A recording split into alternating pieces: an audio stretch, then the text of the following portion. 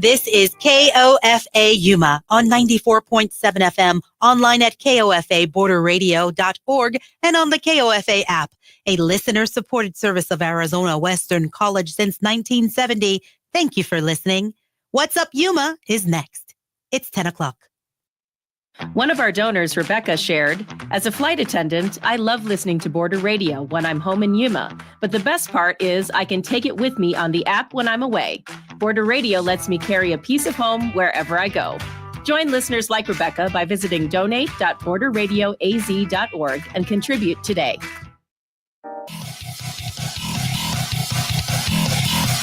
What's up, Yuma? I'm Johnny. And I'm Ronnie. And on today's program, we are going to speak with Chris Wheeler. Yes, from Prison Hill Brewing. He makes beer. He does make beer. He loves beer. He's all things beer. He's all things beer. So we're going to talk about... And he's like a scientist. Yeah, he's super I know. smart. He's so smart. We're going to... Maybe we'll figure out I hope I don't feel dumb. We're also going to talk to Crystal Devoe. She makes bread. Bread and beer. Bread and beer. And she's got Devoe Ranch Delicacies. So stay with us for What's Up Yuma Radio, beginning right now on 94.7 KOFA Border Radio. And streaming right now online through the KAWC YouTube and Border Radio Facebook pages. And send us an email to whatsupyumaradio@gmail.com.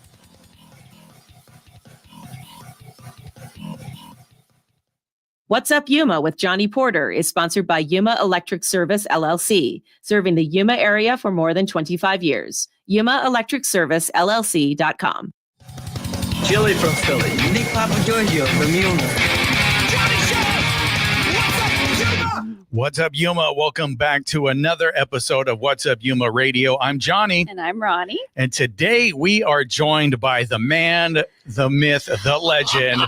Chris Wheeler. And my lawyers tell me that I have to mention that he is a underwriter for KAWC. So clap. Yeah. Okay. Yeah. We can clap. Yeah, we can do that. Classic clap, man. We're good. Yeah. So thank you for being with us, Chris. Yeah. Pleasure. This show really you have a business, you're Prison Hill Brewing, but we kind of dive into who you are first before we get out to that mumbo jumbo. Is that all right? Perfect. Okay, perfect. Because I think I'm an Aquarius. I like long walks. You're an Aquarius. Yeah. That makes sense. No, I don't even know what that means. Yeah. It's his sign. No, I know that means that, but I don't know how it makes sense. I used to know all that stuff. Oh, okay. I used to know all that stuff. I only know about mine now. Yeah. Yeah. So born and raised in Yuma, how'd you end up here? Born and raised in Yuma. Oh, right. Pecan Grove to Raleigh to Gila Vista to Kofa. Oh, wow. That's all the way to U of A and then came back. Mm-hmm. So growing up in Yuma, early memories, let's go right into that. Ooh. Well, wow. I had a great time. I loved my childhood here. Mm-hmm. It was an amazing place to grow up. I mean, grew up, didn't have a whole lot of money, so you kind of made the best of it. But Yuma was fantastic. I mean, I've still got my tightest, closest friends are all still guys that I grew up with. And I mean, we're all still thick as thieves. I won't say how many years later, but a lot of years later. Yeah. So, the reason why I bring up kind of being from here, because I believe your grandfather, great grandfather, was a prisoner at the prison here. Yeah. Is that true? Wow. What did he do? Nothing good. Yeah, good deeds don't land you in prison. It was my mom's grandfather, so my great grandfather. Okay. Got some free room and board for about 3 years. 3 years? Yeah. That's a long stint. Apparently, he was a tough old dude. Yeah. So apple kind of fell a little farther from the tree. I've been a little more fortunate. Yeah. But it makes for a great theme, and it kind of riffed with the brewery and everything that sort of says Yuma. And so is that how far back your family goes here in Yuma? Yeah. He was the first. So he got here in about the 1870s. Wow. The staff call him Grandpa Hottie Pants. Okay. He's an attractive guy. All right. Hottie Pants. Far from that tree. Yeah, no, you got the Hottie Pants thing going on too, Chris. You're all skinny over here too. And that's because of her. Yeah, I know. Oh, yes. Yeah. Good job, I won't honey. say all the bad things I say about your husband on a daily basis, but he's done. Well, when he makes you work out, yeah, you're like, I hate you right now. Can you say sadist on the radio? Yeah. I don't think that's a swear word, but yeah, I've called him a few. He's super proud of you. Well, and he loves you. He tortures me. It's good, but it's been good. That's his job. Yeah, Yeah. literally. As I a pay trainer, him that's your job to me. torture So, people. but yeah, I can't say can't say enough about that. That was that was a good decision. So you got the hottie pants jeans from your great your junior hottie pants.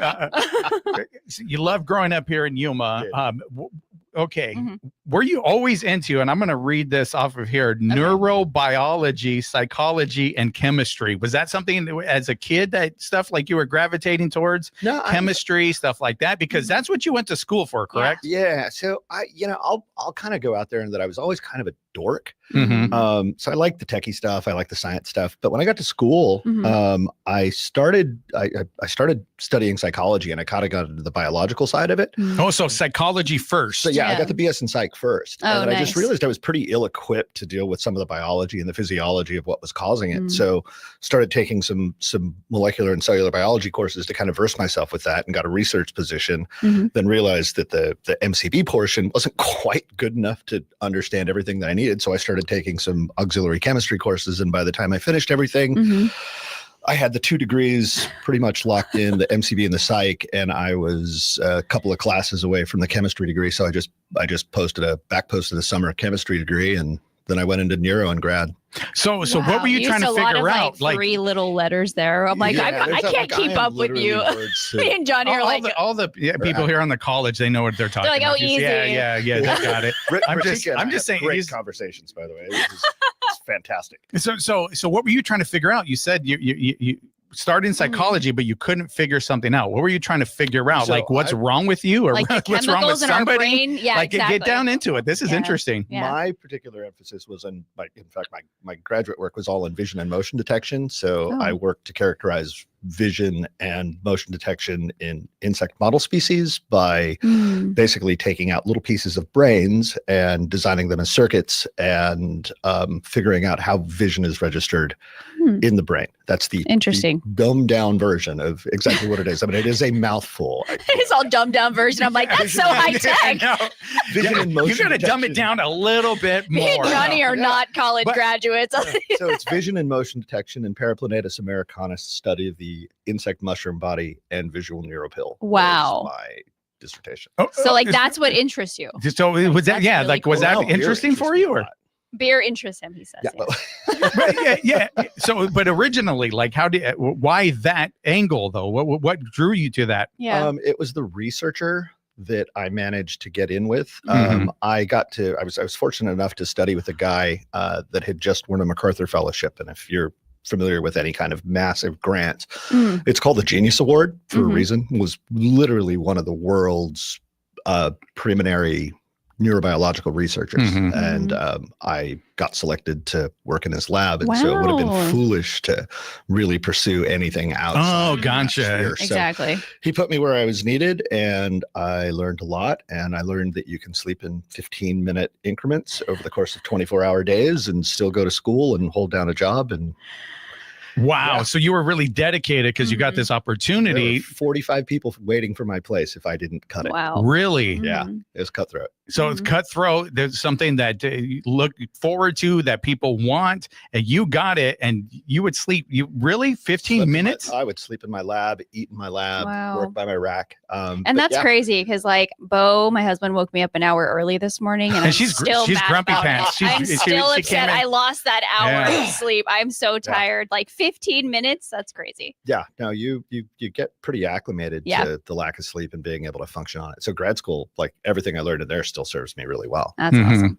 Good. Yeah. So what was your vision of what you were going to do after all these degrees and everything that you've learned? What was the thing that, okay, I know this is what I'm going to do with my life with all of this knowledge? So it was pretty simple in my head. I was going to go into research. I was finishing the PhD, and just going to go into research and sort of continue on in academia. But I wasn't really suited to be a lab rat myself. I like people. I like kind of being around people. Oh, okay. Presentations. I'm very social. And at a MacArthur Awards dinner, I met a patent holder for a device company out of California. He basically said, you don't belong in a lab, you belong out in public. So is there, real quick, so is there like history, so I ended up working for him for a little bit. Is there a lab type of person though? Is that what it is? So somebody in a lab, like the people in the movies. Yeah, kind of. You Like, have to be real you're comfortable in the lab antisocial, code. yeah. You work independently a lot. I mean, there is some In the dark. communication in the lab, but you're constantly over a microscope in a room doing monitoring. There's a lot of quietness. I mean, you have that limited interaction with academics of the same sort of niche that you are. And I really liked kind of being out in the broader world and talking to people. And then got into healthcare, which put me into the public sphere, which means that I got to do, I spent a lot of time in the operating rooms doing nerve sparing consults. So you said you got this opportunity at an awards? Yeah, at a MacArthur Awards dinner. There was a guy sitting at my table. He was a patent holder for a medical device company and actually owned the company. Okay. I was the only one at the table drinking beer. And so I brought back a Heineken, and he looks and kind of jokingly at me, he says, "You didn't bring one for me?" And I'm like, "Give me a minute. I'll go get you one." So over the course of dinner, we got to know each other, and gave me his card. And he says, "Well, if you ever need a job, give me a call." So you did. Ring. I did. The next day, you're like 6 months later, I did. Okay. You made that call.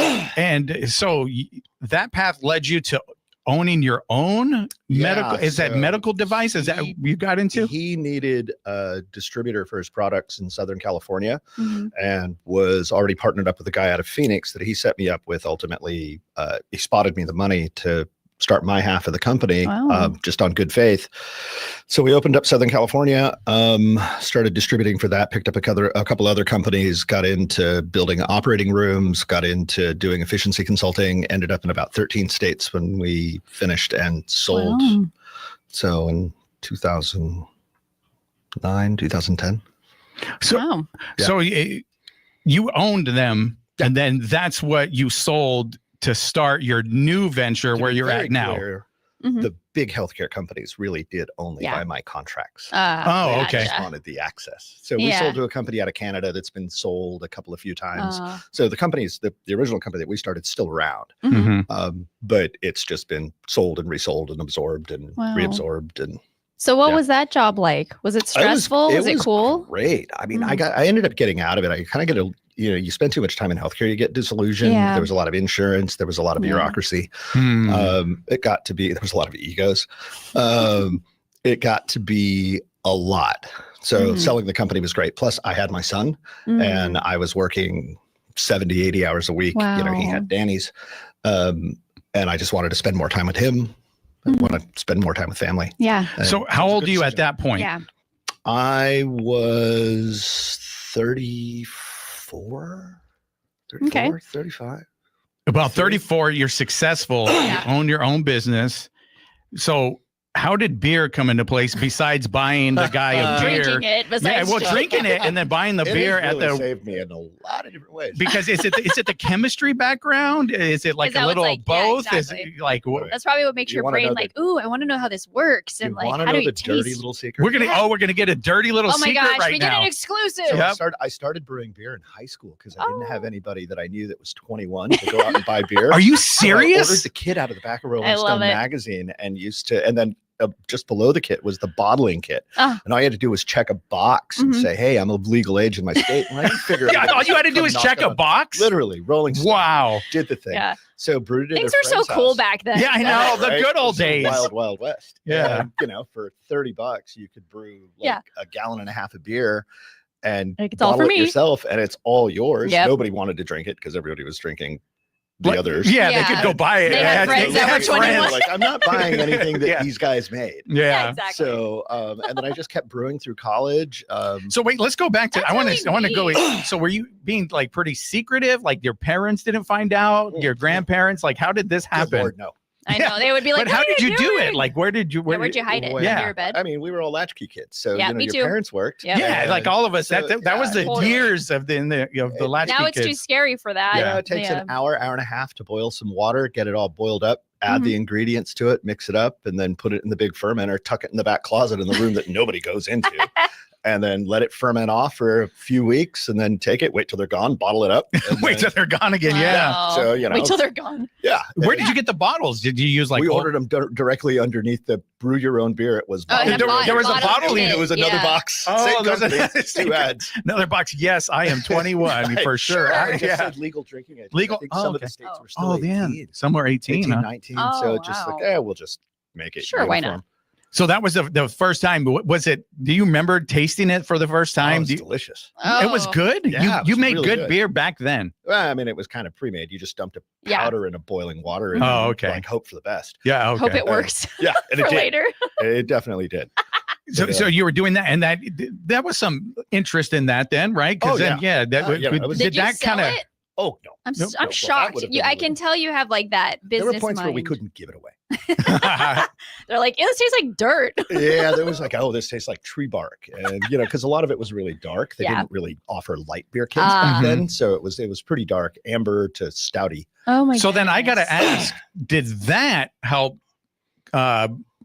Get you interested into the chemistry side of things. So that was, I was thinking it was the other way around. This was your home chemistry set with making beer because you don't have friends that buy it for you. I think the reality was that my parents wanted me to get a real job, but I always kind of wanted to make beer. So I found a way to learn how to make beer without asking them to learn how to make beer. Wow. Because they'd be like, that's not a career, that's son. That's not a real job. Yeah. And then look at me now. Yeah, no, look at at you. If you call yourself a chemist, sure. Yeah. Yeah, that's awesome. Whatever you call yourself. Yeah. So we're going to take a quick break and we're going to find out more about Chris's life and how he opened Prison Hill Brewing Company right here in Yuma. We're going to do that after a short break. You're listening to What's Up Yuma Radio on 94.7 KOFA Border Radio.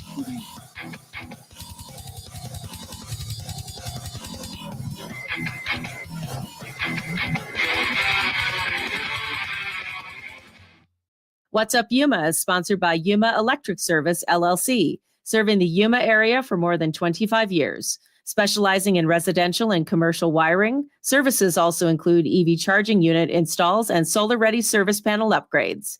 Information and consultation appointments at yumaelectricservicellc.com. Good morning. This is Cecilia Holland-Braithwaite from the KAWC Newsroom. Just a slight chance for rain showers in the early afternoon in Yuma. We're expecting it to be mostly sunny with a high of 102 degrees, light winds out of the southwest at 5 miles per hour during the day. Tonight, clear with a low of 84. Our KAWC Education Solutions reporter found out that at George Washington Carver Elementary School, planting a garden in the center of campus can grow young minds. You can read that story or listen at kawc.org. Monster Mash, a Halloween party benefiting Hospice of Yuma, will take place on October 31st at the Hilton Pivot Point Center. The event will include dancing, a raffle, appetizers, and contests with prizes. Details, tickets, and sponsorship information is available by calling 928-343-2222. Who influenced who first? Did Latin artists influence K-pop artists first? Or did K-pop artists influence Latin America? Hey, all I know is K-pop is beloved south of the border. Drop in to hear some handpicked Latin K-pop this week on the K-pop for Border show. I'll be playing Super Junior, Shiny, Card, Cat's Eye. Join me, Kathy, on the K-pop for Border on Kofa Radio web and the KAWC Border app on Wednesdays at 7 p.m.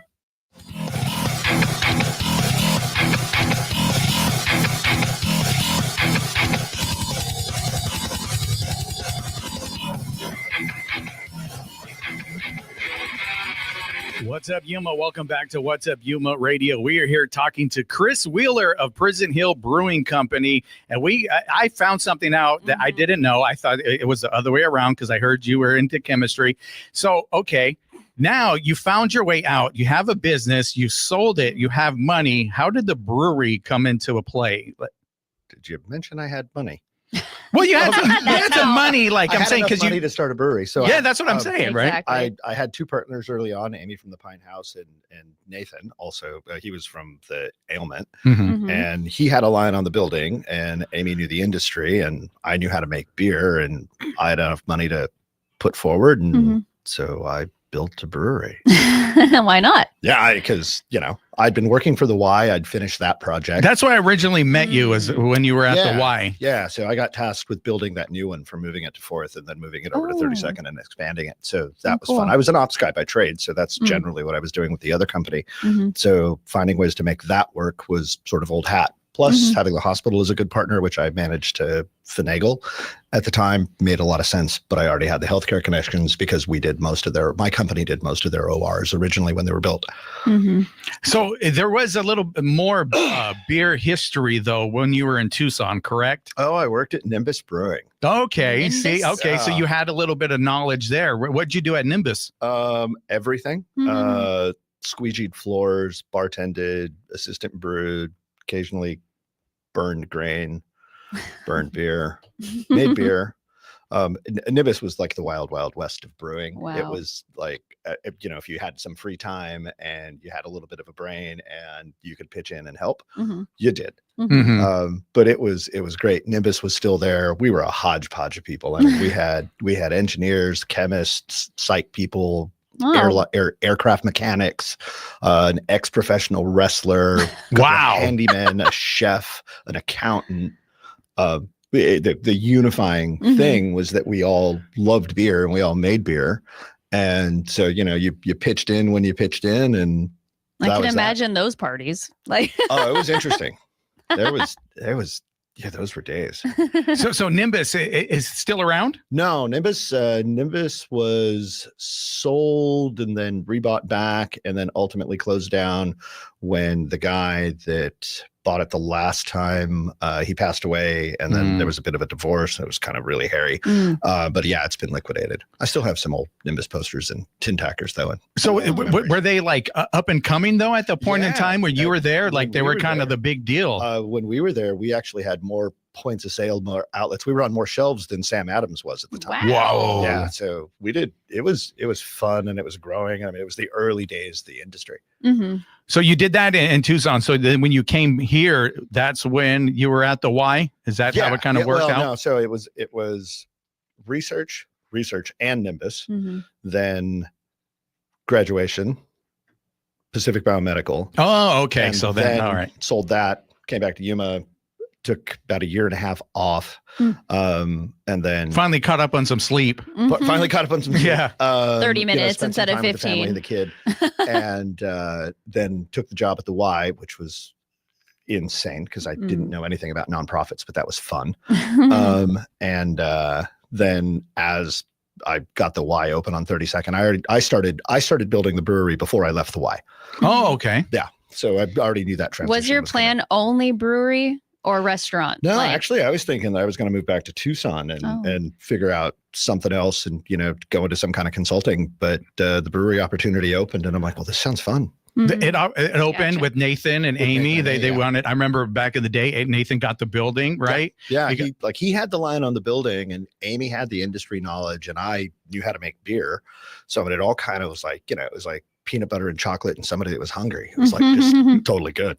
Yeah. So Prison Hill Brewing Company, it launches, you're brewing your first batch of beer. What was that like to have your own? This is yours now. Surreal. Yeah. We turned 11 like a week ago. Yeah. Which is congrats. Crazy. Yeah. We have the party in October, but because it's cooler.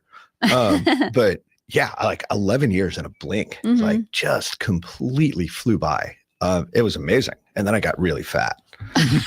From the beer? If you're trying to watch your weight, don't own a restaurant. Don't own a brewery. Those are two things. Yeah. Not ideal. On your diet plan, do not do these. I did it. And but what was it like the first time though? You got to taste the beer. You have all the equipment up. This is your first batch. I remember pouring the first bucket. There we go. What I don't remember was standing on the bar and giving the inaugural cheers. Is that with a picture? Yeah, I've seen video of that. Were you blacked out?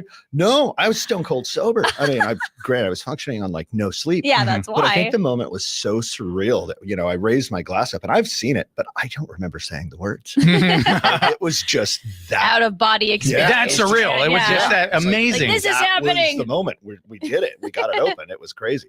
Do you remember the name of the first beer that you brewed? Because they all have clever names that are tied to the prison. It was the First Offense. First Offense. I love Oh, it. wow. Did you think of that? I don't remember, who thought actually. of that? You're going to take Great credit. name. Nobody else is on the show. You take credit. Yeah, okay, cool. I thought of that. He's like, I thought of all the names. Yeah, well, a lot of them are mine. A lot Yeah. of them So was that don't first make it to batch, the board. like how many times did it take you to make that first batch that you were twice, ready? actually. The first time, the equipment still wasn't dialed in, so we ended up chucking that batch and doing the next one. What we didn't anticipate was the demand. So I figured, okay, this first beer is going to last us 2 to 3 weeks. The other batches will come out in sequence. We blew the first batch in a day. What? In a day? Yeah. We're like, okay. You're like, wow. We probably need to up the volume. Yeah. Well, you know, That's pretty cool. Yuma, we didn't have anything like that, right? So Exactly. it's the first, and we've had one, the second, Yeah, right? We had the original one, but it was something new in Yuma. They wanted to go and support, and so everybody drank the beer in one day. This opened in 2014. Yeah. Oh, well, that's the year I stopped drinking. No wonder I don't know who you are. Well, Yeah, that's it. fine. All good. We would have been best friends. Yeah. Good. Yeah, So who designed the menu, or not designed it, but who came up with the food that you were going to be serving? A lot of that was me and Nathan. Mhm. Yeah. So Now, was that hard? The food? Yeah, because Yeah, that's something a little bit different. Yeah. Oh, the fried avocado was the fun one. Uh, Yeah, that was it's still a big hit, right? Yeah, I it's would like top try five it. all It the sounds good. Yeah, it's crazy, but we didn't know what the hell we were going to do. Let's just throw it in the fryer. Yeah, so we beer battered it. We had some leftover beer batter, some leftover food that Shamrock had given us, and we're like, "Oh, what do you think's going to happen?" So we're like, What do you think? All We're right. mad scientists and here. we're like, let's put it in. Just put it in, and you try it. You're like, Jackpot. that's actually really good. Yeah. So we stuck it on the menu, and then there it is. has it been one of the best sellers? I know that's what I like, see everybody month talk after- about. Yeah, month after month. That's one of the ones that it was total. And it was an accident. experiment. Wow. Complete I want to accident. come try it now. Yeah, I will. complete accident. A complete accident. We weren't sure if it was going to explode or what was going to happen. I'm like, I'd never fried an avocado before. I Make didn't know someone anybody sick. that You're like, fried an let's just avocado. see. Yeah, it's delicious. It sounds So then after some time, the partners kind of went away and it became your own.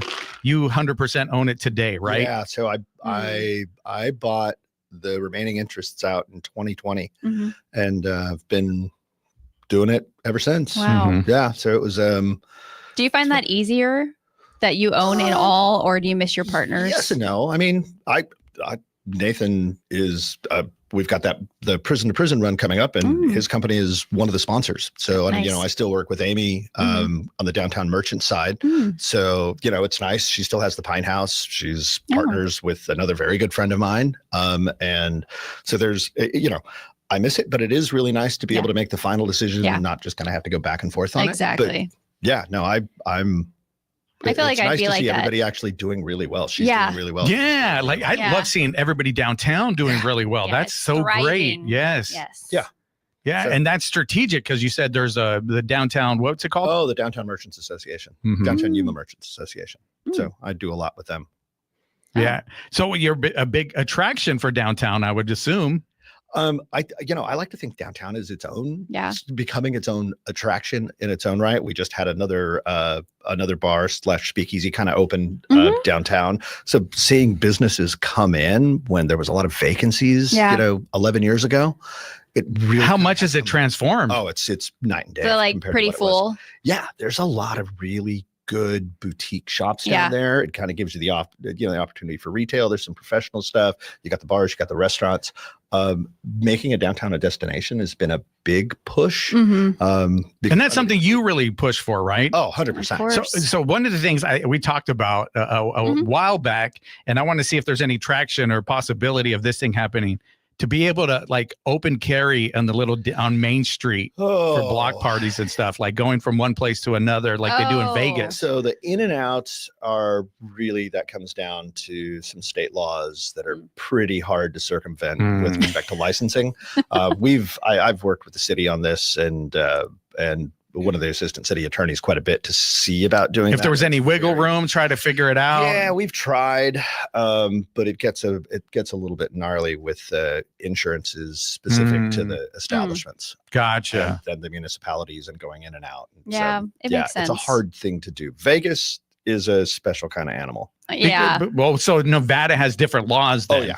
Okay. So that makes it easier because making downtown a huge attraction, that's also beneficial for everybody in Yuma. Right. But you still get to do it at the block parties. Like I just sent off the liquor license application for the downtown merchants last night at about midnight to the state for tacos and tunes.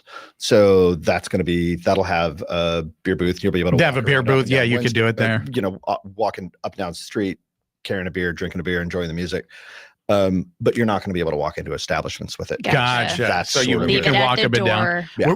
Were you part of establishing that part? Which part? To be able to do that at a block party?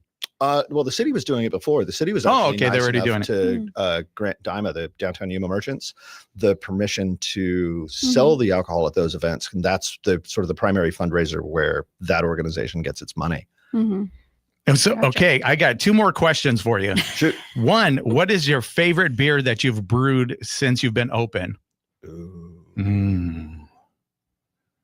My assistant's gonna hate me. Why? I really enjoyed one called the 10 Rat Bastards. 10 Rat Bastards. All right. Oh, God. I know. I can say that though. It's not a swear word. Can Yeah, we? no, we I'm can say like it. freaking out. I think that's okay. Yeah, I think we're all right. I'm like that's like 99. Dave didn't open the door screaming at us, so we're not we're getting yelled at, okay. so- Dave. Sorry, Dave. I could have said something. So what kind of beer was that? It was it's a Hefeweizen, but it's a German style step mash Hefeweizen that took about 10 hours to make, just to brew, and then another few weeks in the tank. But it was. Is that 10 hours a long time? 10 hours is a really long time. Okay. 10 hours in the heat, in the wet, dank, humid. Eesh. Yeah, it's a lot of work. Yeah. It was a lot of work. Yeah. So a lot of work, but then Yeah. it was worth it was for the delicious. final product. Oh, it was What's your so other good. question? My last question is the run that's coming up. Can you kind of plug that and what happens there? Yeah, well, Because that's- I was told I could walk. So And you drink and then exercise. You Or drink something and like that. run, and then you. well, you don't have to run. So I wanted. you don't see That's there, Johnny. there you go. So it is at its core, it's a benefit for the Yuma Crossing National Heritage Area. Mhm. So I'm Yes. vice chair of that board. We manage all the wetlands and the prison. Yeah, we had them on. Yeah. They in fact, I think they were talking up the run too. Oh, yes, they were. So basically, it's a race that I could run, even at my heaviest. Not It's too like competitive. 0.9K from Prison Hill Brewing. 9. I know it's not. I like that number. Yeah, That's it's a point in front of it. Yeah, I That like that. sounds I can do good. that. 0.9K. uh-huh. So from the brewery to the prison, and then from the first year it was from the prison to the brewery. This year it's from the brewery to the prison and back. Mm. And so it's 1.8K. So it's a little bit longer. Yeah, so just over a mile this time. But you Okay. can you literally start off drinking in the morning? So you Like get 8 a.m. You're gonna, if you register, you get and you don't have to. Yeah. But you get Yeah. a ticket that's good for one of our house Bloody Marys or beer. Huh? Mhm. And then you go to the prison where there's going to be another beer garden and perhaps some games and maybe a dunk tank and a few other things. Mm. And then you turn around, you kind of go through that. And then you turn around, you head back to the brewery where I've got some live music and you get another beer ticket or two. And Wow. yeah. And then all the, we've got breakfast burritos, all sorts of other food, but I'm giving a percentage of the sales plus all the revenue from the sales and the entries and the individuals and the teams go to the National Heritage Area. Awesome. All the sponsorships. So it's a good thing. It pays for scholarships for kids Oh, nice. to go out and learn Yuma history. Hmm. And yeah. Sounds super helps fun. promote Yuma. Yeah. That's the plan. And it's part of my 11th anniversary weekend. So Oh, okay. Oh, it's a big weekend. it's a big Yeah. weekend. I will sleep well on Sunday. Well, congratulations for 11 years and Yes, still that's going amazing. strong. That's really, really amazing. And tell people if they want to find out more about this run, where do they do so? So you on any of my social media pages, the Okay. Instagram page, prisonhill.com, Mhm. or the Yuma Crossing National Heritage Area's social media pages, or on the web pages, you guys can get information on it. But register, come, have fun. It's going to Yes. be a great time. The band that's playing that morning, Can you tell us who the band is? it's Mia Delgado's new band. So what? Mia Delgado. Yeah. Delgado. Oh, if you haven't heard Mia sing, Yeah, she's amazing. I'm getting nods. Yeah, over there. no, She's got a I voice. think she's Okay. saying That one. she's saying here in the studio. she Yeah, I really? believe so. She's amazing. So her band. Yeah. Oh, So she's got a new band together, but she's an epic talent. We're Awesome. lucky in Yuma. So what's the band name? Do you know? I want to research this now. I just look her up. Yeah, we'll Google look it. her up. But yeah, I'm sure Mia's got it on her social media. Sure. But yeah, it's amazing hearing that voice come out of that Awesome. tiny little person. Definitely going to have to check that out. Thank you so much for being with us, Thanks, Chris. I Chris. appreciate it. And My giving pleasure. that dirty little secret about how you ended up the brewmaster here Mad in scientist. Yuma. Yeah, I Get that absolutely love it. good We're going to talk bread after this. Yeah. And I heard beer is like bread. Liquid bread. Liquid bread. Yes. Is that true? It's got grain, it's got yeast. We just put ours in water and boil it and turn Got it into it. alcohol. So Cool. now we're We're going to switch it Yeah, up. we're going to switch it up to actual bread. Well, thank you again so much. We'll be back and talking bread, sourdough bread specifically, right after a quick break. You're listening to What's Up Yuma Radio right here on 94.7 KOFA Border Radio.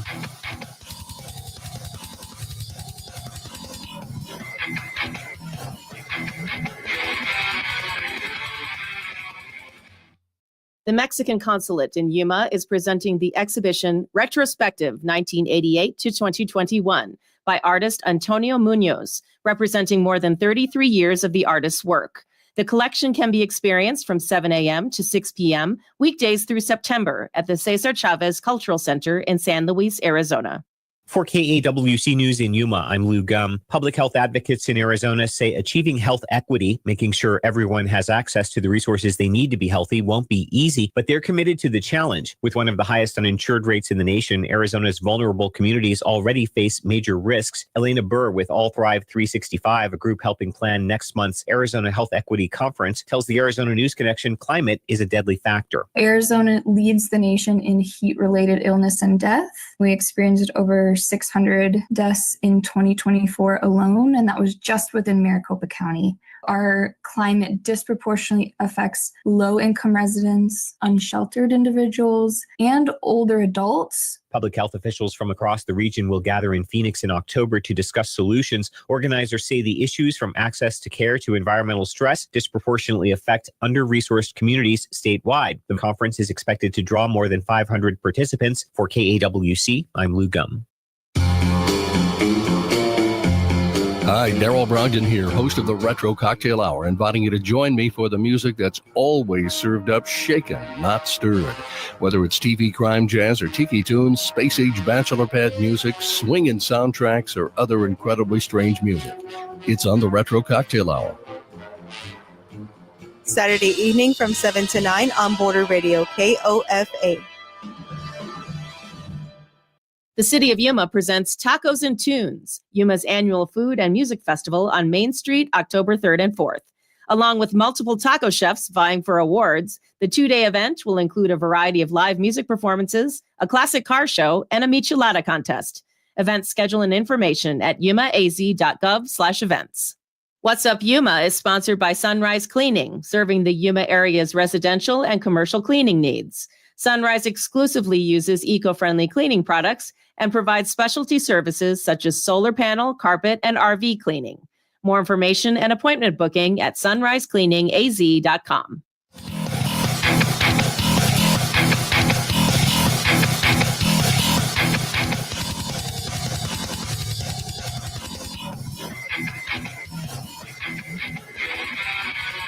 What's up, Yuma? Welcome back to What's Up Yuma Radio. We are here joined now by Crystal. Is it Devoe? Yes. Devoe? Okay, I got it right. Her, sorry. Of Devoe Ranch Delicacies? Yep.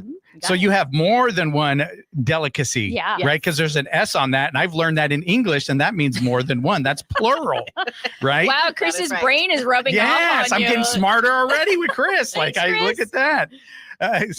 And the reason why I say that is because you're kind of known on social media for sourdough bread at your location, right? Yep, that's our specialty. That's your specialty. And it's a specialty that I know my sisters and all three of them, I think, have tried to make it. Oh. And to whatever, like, various degrees of kind of getting there, they were able to put something together, but it wasn't sourdough bread. Yes. So is that a difficult bread to make? It definitely takes a lot of time and patience, for sure. Time You and have to patience. understand what it is, because you're working with a live yeast, not just a Oh. artificial yeast that's a powder that you're adding. So Yeah. it's Is that different regular in every- bread? regular bread With uses. yeast. Mhm. Okay, so Yeah. you're using a live yeast. Yes. That's alive. Yep. It's a wild yeast. So, like sometimes it just so crawls crazy. away. Like it's like, we don't want to go in there. No, You're not mixing me right. It has a mind of its own. we're out of here. So what is that like to work with something alive like that? I know alive it's in there, but you said that it's a special way of doing it. Is it like if you kill it and it doesn't work? Oh, that's what it is. Yeah, Okay. so it's alive. So it's technically kind of like another pet in the house. So you literally you have to feed it daily, or feed it twice a day, or 3 times a day. Or if you're not gonna feed it, then you have to put it away in the refrigerator, like kind of sending it off to a little boarding. It needs to go hibernate. Yes, It needs to go hibernate. So in every climate, of course, is different. The hotter it is, the faster it goes. The colder it is, the slower it goes. So This is you have to awesome. change that, throughout the. I have never weather. made bread in my entire life, and this is probably why. Because there's so much to it.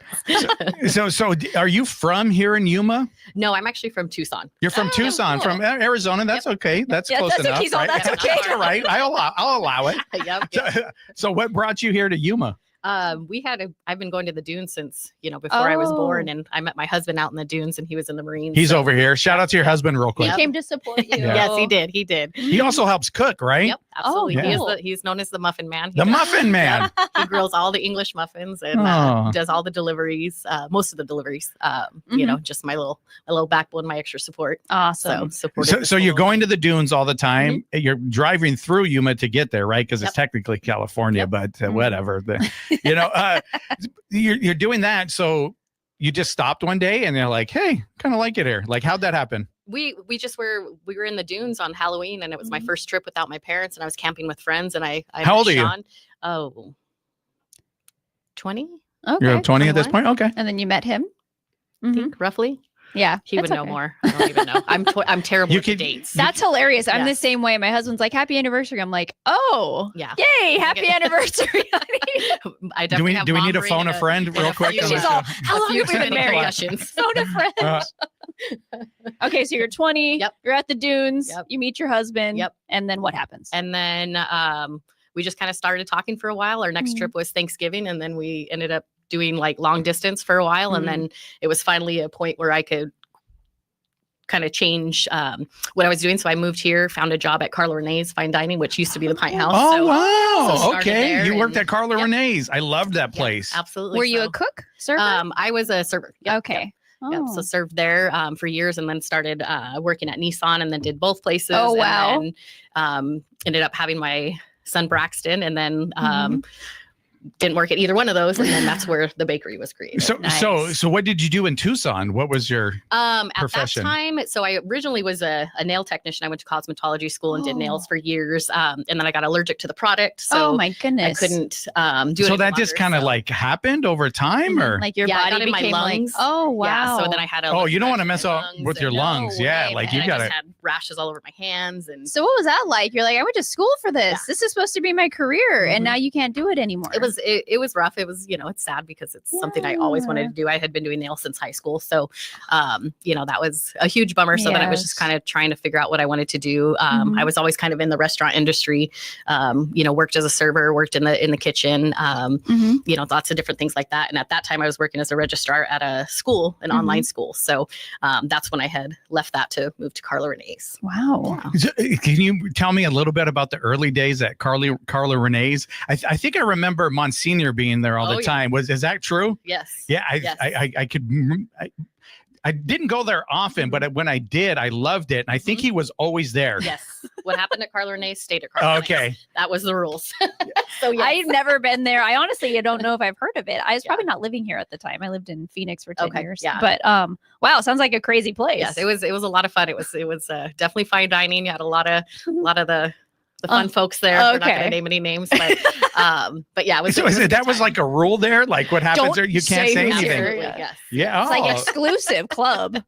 Yes.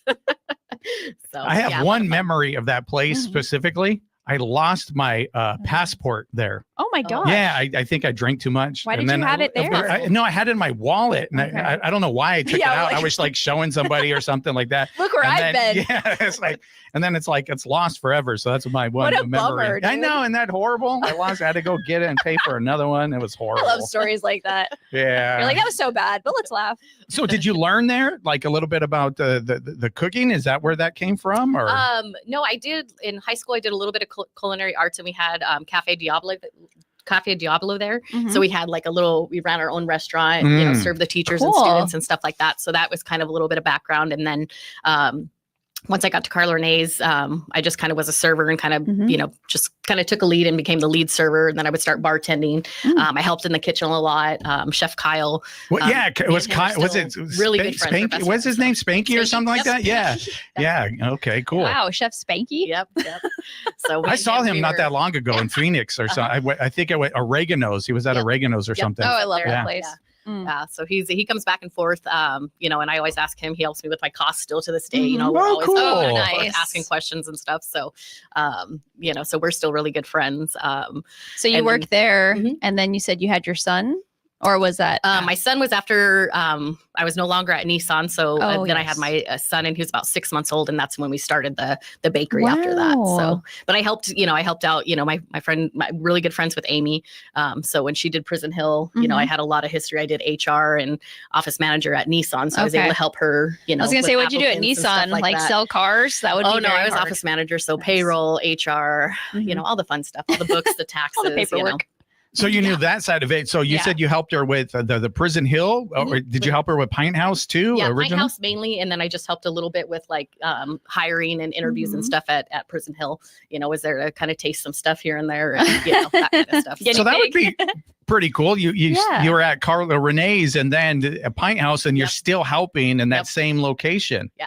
So that's pretty cool. So did you work for the Pie House at all? I was helping. Yeah, I was kind of a manager to let Nate and Amy at that time, step out a little bit here and there because they were just living there all the time. So I was getting off work at Nissan at 4:00 and then going straight there, and then I would close up at 2:00, turn around, get up and go to work in the morning at 5. Wow, go to dedicated. So we did that for months and months. And So, that was, I've owned my own business for quite some time. That's like preparation for owning your own business, because when you own your own business, you're never really off, right? Your mind is always thinking about something. It's always going to be. Someone always needs something. Yeah, somebody needs something. Yes. So that was a little bit of preparation, got you prepared for owning your own business. Absolutely.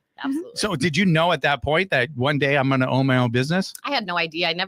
I always loved kind of being an assistant or helping somebody run their business. Yeah. I liked the feeling of helping them and taking things off of their plate. You know, that's always been kind of my specialty. I'm very even like, when people are coming to the house and stuff, being a host, I'm just, I like to. You like to do that. Yeah. You're a caretaker. I like to bring people together and make them happy. So, that was always something I had done. And I had always kept at least 1 to 3 jobs. Like it was always 1 to 3. Yeah. It was always just 1 to 3. That's just that's a lot. Yeah. I can handle like 1 and I'm tired. Yeah. I definitely have like about 5. So that's why I never sleep. But so we're going to take a quick break and we're going to find out how she finally took the leap, started her own business as it is today. We're going to do that on the other side of this break. You're listening to What's Up Yuma on 94.7 KOFA Border Radio.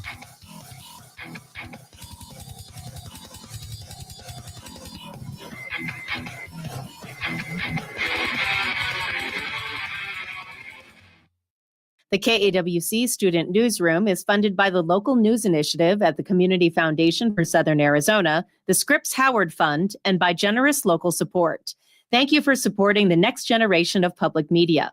Learn more about the project and hear stories from emerging journalists at kawc.org/student newsroom.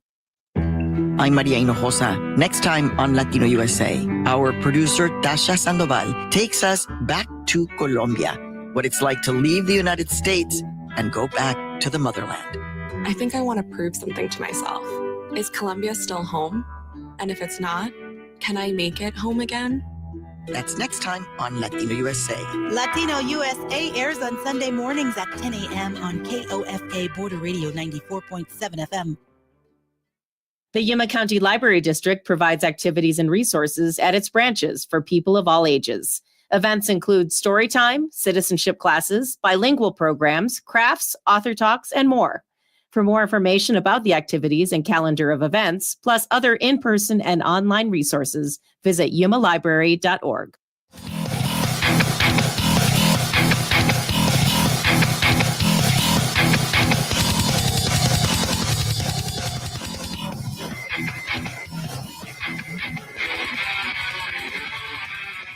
What's up, Yuma? Welcome back to What's Up, Yuma Radio. So we left and I hear the music a little bit. I just got to remind him something. Yeah, it's a done. Oh, it's. I've heard you enough. Stop mentioning my name. I'm the mysterious person behind the curtain, like the Wizard of Oz. No, so we left. And so how did you get into owning your own ranch? Because you said, we're talking off air, that it was an actual ranch before the bread came. Yes. Okay, so tell us a little bit about that. So Sean and I were both, of course, working full time, and we came across a house that was kind of like a little bit of a mini dream home. It wasn't perfect, but it was close. Yeah. And he's from Maine, so he loved like land and mowing the grass and that kind of thing. So we got a house with about 2.5 acres, and then of course after we settled in, it was like, I'm gonna get 6 chickens. So I got 6 chickens, and then that escalated quickly. It went from 30 to 40 to 50 to 60. And I think the max was about 125. You had 125 chickens. Yes. Oh, okay. So were you selling their eggs? Like we were selling, I had Easter eggers. I had silkies was kind of our specialty because nobody in Yuma sold silkies. So we bred silkies a little bit. And then we had, a bunch of purebred ones. So we sold the eggs for hatching. We always gave them to like the schools so they could do like little things with the kids at school. Oh, cool. And then we sold chicks, of course, when we had chicks and that kind of thing. But mostly, sold the eggs and used the eggs in the household. So how'd the other animals start to show up? Well, there was an ad just on walk on when I was in Tucson and for a baby goat. Who doesn't want a goat? Yeah, it was a Nigerian they're really door. cute. Yeah, so me, my mom, and my dad went and looked at them. And of course fell in love with 2 of them. One of them, his name was Valentine. He was the smallest one. He was like 1 pound 5 ounces when he was born. So him, and then the other one, which was Dove, was super tiny. So ended up buying those 2, putting a deposit on, and then those were our pets. We had he was a wether, so he was fixed, no babies or anything. Okay. So that was the deal. No babies. Yep. And then that kind of escalated. And then we got into breeding. And we bought from the same people in Tucson. And then we just kind of grew. So we went from the 2 pets and ended up getting into kind of show goats. And then we ended up with 17 at one point. 17 goats. Yeah. Wow. Things seem to escalate on your ranch. Yes. And the kidding season, they have the kids. And then so that we make them friendly, we bottle feed everybody. So they're bottle fed just like an infant, every 2 to 3 hours. Oh my goodness. And you do that for days and then, kind of wean them slowly. So it's just like having another baby. Yeah. Like 17 of them. And then we sold those to 4-H kids, long distance and here. And then from there, then I wanted a donkey. To protect you wanted everybody. a donkey. Wanted a donkey. So was your husband cool with it? And did you wait a minute? You just said that to protect, like donkeys protect? Yes. Yeah. Okay.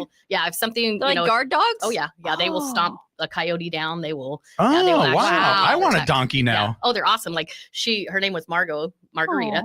So she would actually look off in the distance, and you could tell she could see something far out, whether it was somebody walking, but she would know if something was coming. I had no idea. So yeah, and she would start cruising around and running if something was close, and that's amazing. So cool. Yeah, that which is really thankfully cool. where we were, there really wasn't very many predators. The worst case was a corgi down the street that would get out, and that was about it.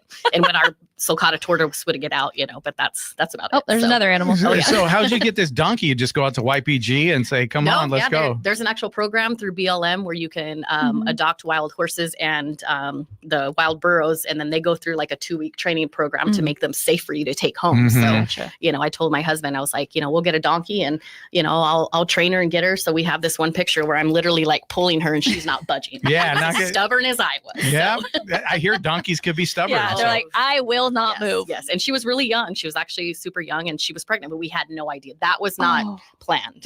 Surprise! Yes, I wanted that, but it was not planned. So that we found out when she was pregnant, was when I was pregnant. So then you have 2 my donkeys goodness. now, right? Yep. So, any other animals show up on this?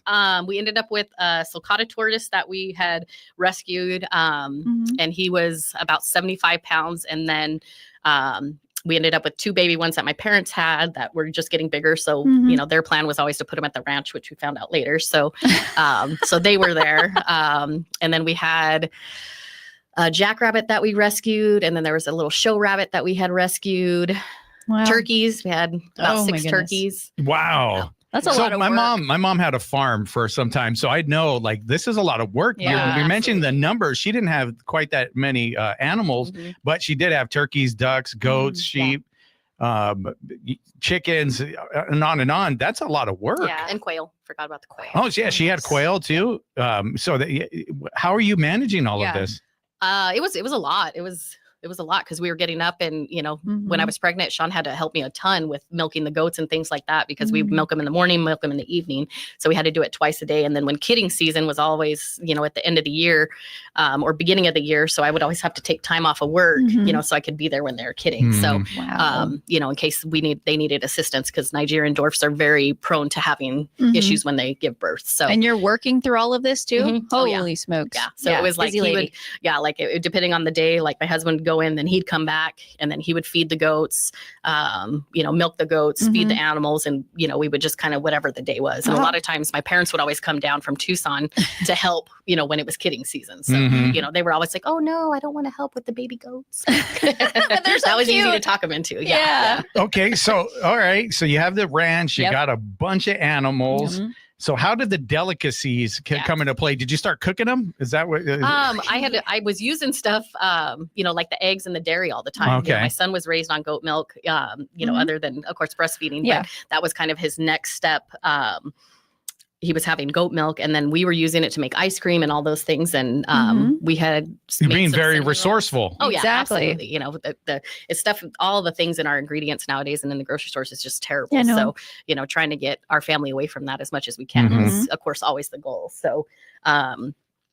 So we started making some cinnamon rolls, and then I posted a picture, and the neighbor's like, "Ooh, can you make these?" And then I had another friend, "Ooh, can I make these?" And then a business was like, "Hey, how about us? Like, can you do those?" So it started off with just my brookies and the cinnamon rolls, and those were selling like crazy. And then I always believe in doing something that not everybody's doing. So then I was like, I really want to try sourdough. Nobody's doing sourdough, so started doing that and just kind of self-taught, learned all the things. And how long did that take to perfect it? To perfect it, it took years. I'm still learning. Wow. Yeah. Still learning, especially with all the weather changes and things like that, because everything goes off of your surroundings. That's so crazy. That makes a big difference, huh? The weather. Oh, absolutely. Wow. And even if I had starter and I shared it with both of you, you guys could both take it home, feed it with the same exact flour, and it would live differently just because of your environment. Wow. That's crazy. I'll never look at sourdough the same. Yeah. It'd be like you're alive as I'm eating it. If you're ever gifted a loaf of sourdough, it is. I'll thank it and pet it. And absolutely. Thank you for the nourishment. Yes. Absolutely. Yeah, I've actually tried your sourdough bread. Yeah, it's definitely delicious. Thank you. So you wanted to do it because nobody else was doing it. So I'm gonna tackle this. That's a I don't do idea. enough. This is gonna be job number 3. I got 2 here. Actually, so like 8. I don't know. Job 10. However number. So you're like, I'm gonna do this. Yeah. So what was the first days like when you were trying it? It was always. Was good it frustrating though? Like. Okay. I'm like, I can't get it. It keeps dying. Yeah, you can only bake 2 loaves at a time. You can fit 2 Dutch ovens in your oven. So if you think about going to market, and trying to sell these, and you're baking them fresh and packaging all that stuff, you can only bake 2 at a time. That's not a lot. What we would do is I would stay awake for 2 days straight prepping for the market, and then I would just start baking at like 10 o'clock at night and just bake as many loaves as I could till the next day, because they have to be cool enough for you to pack, or else they'll sweat and mold, and you have that whole issue. So they have to be completely cool, and that takes 3 to 6 hours. So you have to do all that. So when those were done baking, then I would do the pretzels and the bagels and that type of thing. So holy smokes. Yeah, we went straight to the markets, started doing the markets, and we did one market a week. You're talking about like farmers markets? Yep. Like we had a couple different ones that we would do, and we loved it, in different events, the art ones downtown, different ones like that, just to kind of see, where it worked out. So, but then after that, it just blew up, kept taking off. And each year, it was like, I had my son, and then we had to, I started it. And then, then we moved. So, so we had to close for a bit for that because I had to move to Tucson while we were looking for a house, and then ended up having Shelby. So we closed a little bit for that. And then I had surgery, closed a little bit for that. So it was kind of like each year we've had to close. Yeah. But each year we've grown even more. So the last year was the biggest growth we've ever had. And, you know, we are just maxed out. We have our garage with all our baking stuff in it, and all the dough's prepped inside, and we just bake outside. We've got 5 fridges out there. They're completely full, you know, so people are always like, can you do this? Can you do this? And I was like, not I would really. love to, but there is no space. You know, that those fridges are just So jam-packed. no space in the fridge, but you have space for teaching classes. You give classes or something. Tell us a little bit about that. Yeah, I try to do once a month in the wintertime, and then we do once every other month in the summer. And, you know, not everybody can afford to buy sourdough or want to. So they want to make it, you know, they have large families. So I love to teach people how to make it so that they can produce it and then they can give it to their neighbors. You know, the more the better ingredients we can get in the community is what my goal is. So whether you're buying it from me or somebody else, you know, that's still great. I don't care where you're buying it from. Just I want you to buy. And they're learning how to make it. Yeah. What would you say is like the number one mistake from all people? It's always a weak starter. A weak starter. Yep. Like, what does that Everybody, mean? they struggle with feeding, how to feed it and when to feed it and how to store it and things like that. So you have to feed it, and it has to be rising and falling accurately, like every single day. And then it's strong enough to use. A lot of people will just take it out and then they feed it once and it doubles and then they're like, oh, okay, good, it's fine. And then they get a flat loaf. So now do you sell out of your location? So I only bake for my home, and I have a cottage license, so I can't sell from my house. Okay. So I just deliver to locations around town. Gotcha. Okay. But we hope to plan and have a bakery by the end of the year.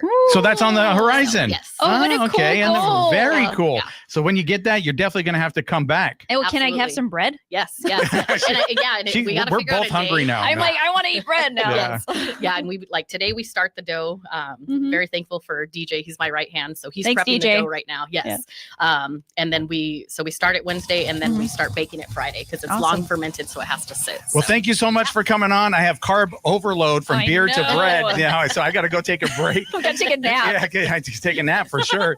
And with that, What's Up Yuma Radio is a production of KAWC, Colorado River Public Media. We broadcast from the studios in the Matador Activity Center at Arizona Western College in Yuma. We want to thank Talon. We want to thank Anthony, Juan, Dave, and Cecilia. And you can find out more about KAWC at kawc.org, on Facebook at KAWC Radio, and on the KAWC app. And stay tuned following our program for KOFA Midday Music. And tomorrow's show, we're going to have Jason and Terry. Yes, they're going to teach us all about how to buy a home. And Domingo Torres, I think that's his last Super name. junk removal. Oh, Yeah. We're going to have both of them, so definitely Domingo check that Flores. out. Domingo Flores, there we go. We always get it wrong. I think we're almost out of time. Oh, you can listen to the podcast. Nope, you're done. Bye. Bye.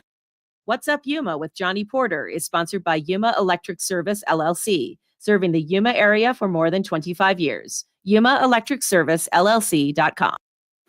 Broadcasting from Yuma campus of Arizona Western College for more than 55 years, this is Border Radio, 94.7 FM, KOFA Yuma.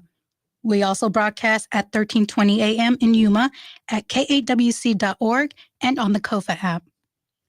The inaugural 9/11 Heroes Run will take place at 6 a.m. on September 13th at the Pacific Avenue Athletic Complex. The fun run and race in support of the Travis Manion Foundation will begin with an opening ceremony in the east parking lot of the PAAC.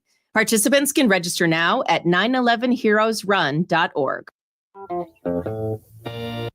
Hello, I'm Govinda Gill with the BBC News. A victim of the